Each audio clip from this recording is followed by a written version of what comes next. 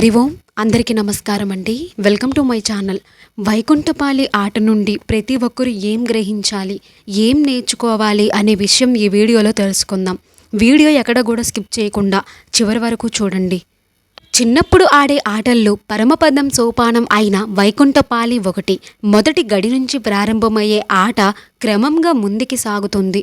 ఒక్కోసారి నిచ్చెనలు ఎక్కి పైకి ఎక్కడం, మరోసారి పాము బారిన పడి కిందకి దిగజారడం. ఆటలో భాగంగా అన్ని అడ్డంకులను అధిగమించి చివరకు విజయలక్ష్యం సాధిస్తే విజేతలు అవుతారు. అదేవిధంగా జీవితం కూడా ఒక ఆట. సుదీర్ఘ జీవితకాలం ఒక మైదానంలో ఆడేటప్పుడు ఆ ఆటని స్ఫూర్తితో ఆడాలి, పోరాడి గెలవాలి. అది జీవిత వైకుంఠపాళి ఆట.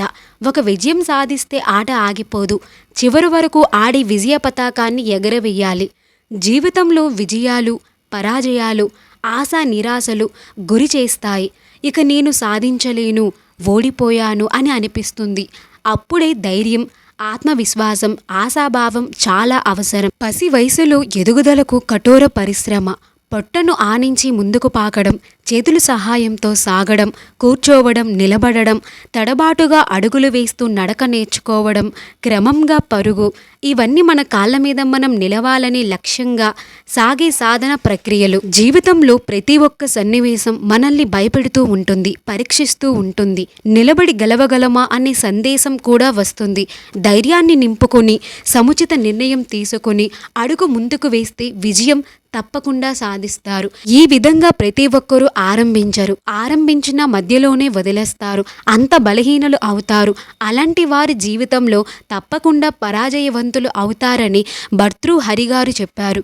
ఎన్ని కష్టాలు ఎదురైనా ఒక లక్ష్యంతో సాగితే విజయమాల వరిస్తుంది.